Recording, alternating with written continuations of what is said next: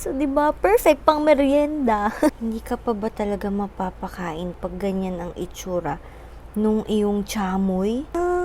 Ang sarap mo.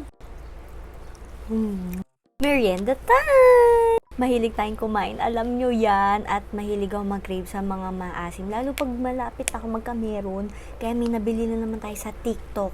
Promise, sobrang ganda kasi na itsura nito. Parang kulang na lang mangasim ka na o kaya matakam ka talaga at maglaway.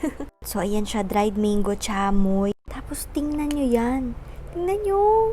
Mangasim kayo, guys. Like, nung nakita ko talaga to, sabi ko, mag-check out talaga ako niyan. Extra sour and extra spicy flavor. Ito na siya. Binuksan na natin. Yan. Amoy natin.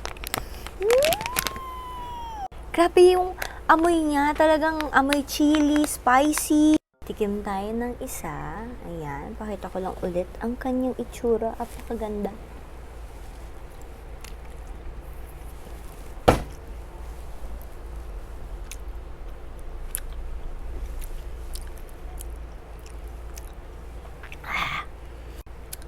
Ang asim. Ang anghang. Parang siya? Asim, anghang. Done together. Pero ang sarap. Ang sarap. Grabe.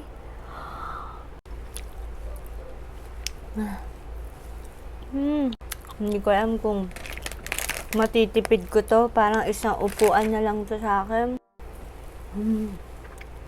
Ang sarap. Ang sarap talaga. Ang ganda nung pagkaka-dried mango niya. Hindi siya yung super tuyot na tuyot. Tapos malalaki. You will miss the chance kapag di kayo nag-add to cart. Ang sarap.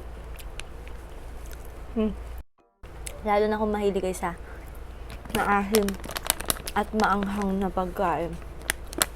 Ang sarap. Hindi siya tinipid sa sauce. Grabe, oh. Yellow basket. Let's go.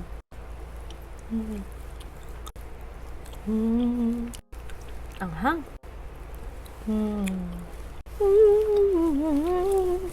The Last Airbender. Ang sarap mo.